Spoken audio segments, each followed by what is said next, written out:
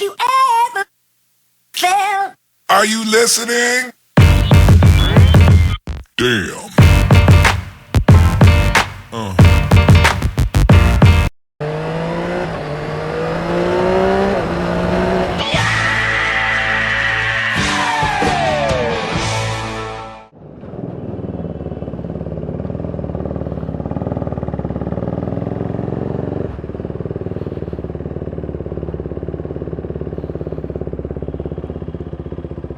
Damn, alright, so this is way too loud to pull on the highway. Good thing I brought this with me. I know, an Akrapovich on the Duke 390 looks dicey. Even this one looks way more dicier because of how dirty it is. So it looks worse. You would say there is this ring which is not there in normal Akrapovich. You're right, this is not the Akrapovich for Duke, but this is an Akrapovich. I'll tell you few normal things to find out. The baffle.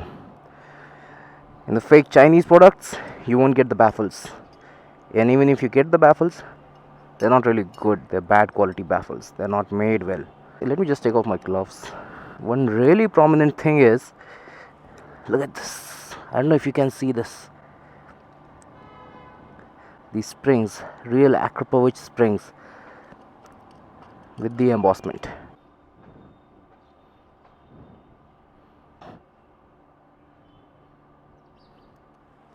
Safely tightened up. Now I can pull it on the highway without worrying about the cops. It goes substantially soft. XL comparatively, I could do one baffle, two baffle, and it was easy to handle the volume. In this one, it's either ear bleeding loud or it's just stock soft. Okay, not stock soft, but it is soft. It's fine. I'll deal with that. I'm having one of these problems these days. My coolant is continuously falling day by day. I checked the leakage, I checked everything. The only thing that is left to check is the engine. If the cylinder liner is cracked, and that's where the coolant is going. I can't think of anything else. The level is really low. I'm really doubtful if I should head out like this. Yeah, it'll be fine. See, I don't even know if you can hear it. But at least now we can go. And what is up, everybody? This is BuFFMotO back at it again on the flyover and a bumpy road. Oh, fuck my balls. Whew. I'm back at it again on my bike. It's been a long time since I've done a proper motor vlog, so that's why I just came out on the highway. And I thought it's a Saturday, so hopefully it's not so crowded. It is looking a bit crowded, so what can you do? As you saw in the beginning, I already have my Akrapovich installed. I have my Brembo brakes. The only thing left is I have to convert this from a single disc to a dual disc brake. And that is because I ordered the RCS 19 on the Brembo. What's the problem? Why do I have to do it? I'll explain to you in the video that I'll make for the brakes. This is not the video for the brakes. This is the video in which I'll be explaining to you guys what is new on my channel, what I'll be doing. First of all, the latest thing is I'm almost 10,000 subscribers. It's amazing. It's out of this world. I'm loving it. I'll most probably do a 10,000 subscriber live stream, so that I'm live when I touch 10,000 subscribers. And if you guys are regular on the channel, you must have noticed that I have been putting up a new video, a new series. In fact, it's called Buff Life. It's my life vlog. Now, whether it's going to continue on this channel or I'm going to make it a separate channel depends on the views that I'll be getting on those videos. The views I'm getting are quite decent.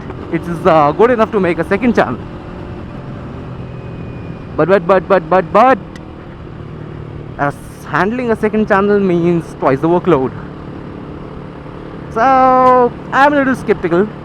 It's doing fine on this channel, but I don't want you guys to tell me that I've lost my way and I'm going towards being BuFFMotO. There's not much of moto in it, but I also want you guys to know that being BuFFMotO, there is not a lot of buff in it. So I thought I'll include Buff Life and a Moto Life, that is the motor vlogs, and make nice videos out of it.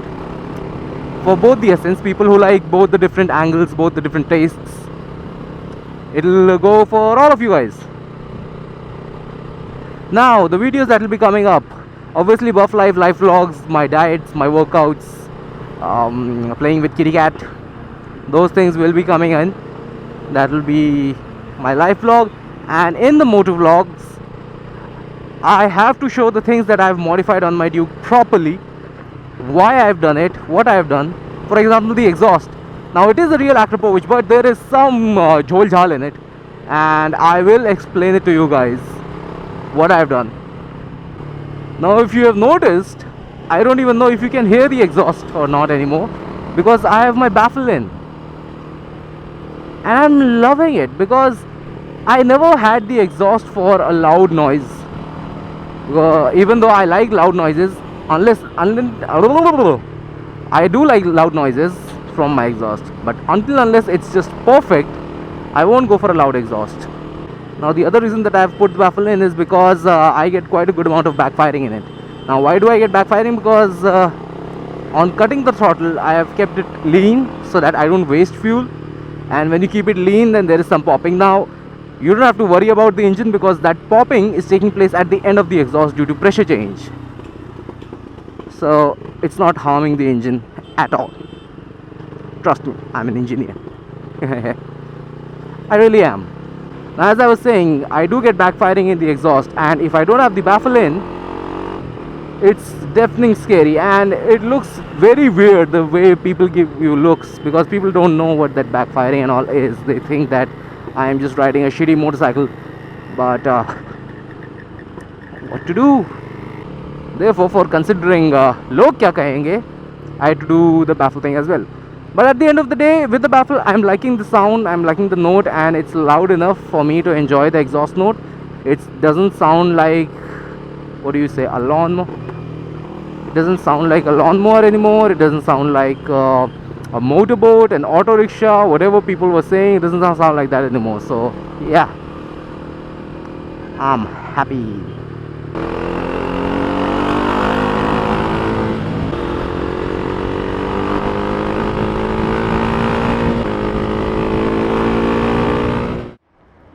Let's take a test ride of the Daytona.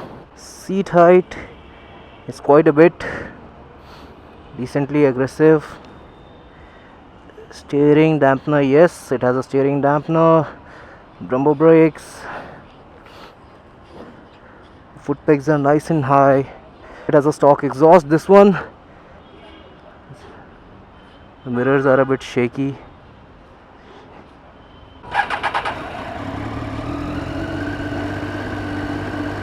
Okay, engine is hot enough. Let's see how this rides.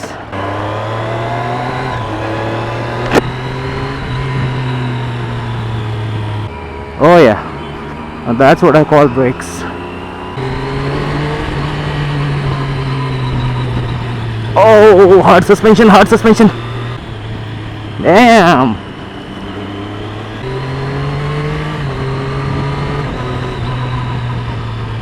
Oh my god, the balance is so amazing, it feels like you're fucking floating. Say left, right, and then you're centered. So it's going for 14.8 right now, and well worth it. It is a little buzzy, but I'm sure that's because it's a test bike and people have fucked it real good.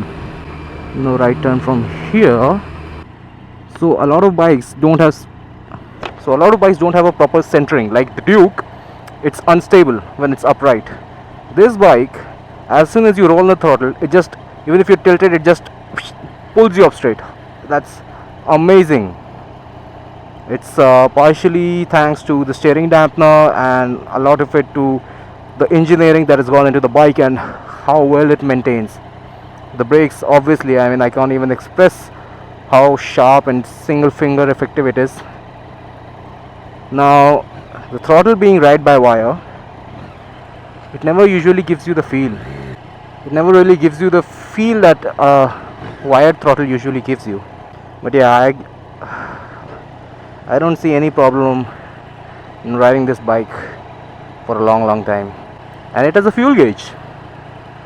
Big plus point. Now let's see how hot it gets. I can easily go from the side.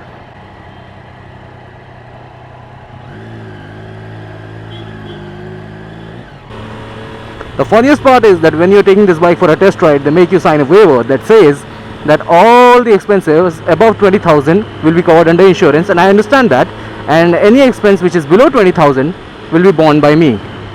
In short, what they mean is, if you're going to wreck this bike, wreck it good. Yep, it's awesome. But you know what? I've said it once and I'll say it before. I don't like the way it looks, man. It's a great bike. It's an amazing bike, alright? And I'm sure if I get to ride someone's good condition bike rather than this beaten up, oh my god, this clutch, it actually makes a sound when you pull it in. So bad. Not because of the Triumph, because it's a test ride bike. I know. I can feel the wear and tear.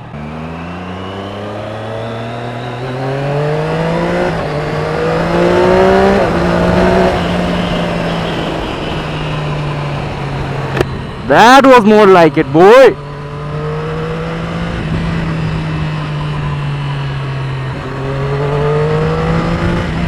Oh my god, it scared me. It scared me. It scared me real bad. So after Daytona, my bike is feeling like a bloody comfy sofa tourer, man. But again, the fueling was impeccable. Perfect smooth throttle on off. Shifting was nice, especially with a quick shifter. You know, honestly, I was expecting, I don't know why, because I know how quick shifter works, but I was expecting quick shifter to be a little more, for the lack of the right word, I would say mushy, but it was quite tactile. Obviously tactile is good, it's just that what I was expecting it. I was expecting for the change to be like it is when you know, when you pull in the clutch and you shift. But again, quick shifter is just cutting the fuel injection, it's not doing anything to the clutch. So I don't know why I expected that.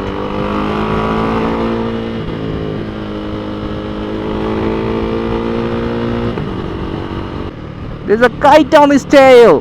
But yeah, sadly I did not get to test ride the Street Triple because they have discontinued it.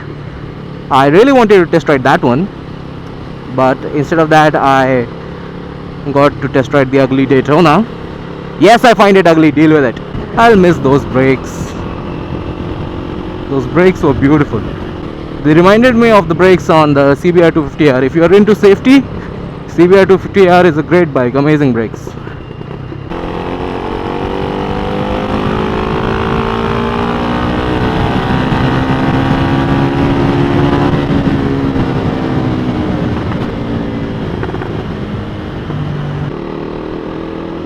But the Street Triple is discontinued. It's funny because but the Street Triple is discontinued, and it's funny because the news that we got was that the Daytona was being discontinued, and they were working on 800cc unit of that, but turns out it was Street Triple. Alright, boys and girls, hopefully the video was long enough for you guys to enjoy, and I did enjoy test riding a sweet bike. I can only imagine how good it is on the track or the ghat or wherever you want to take that thing. But it's not good, it's for showing off because that bike looks ugly.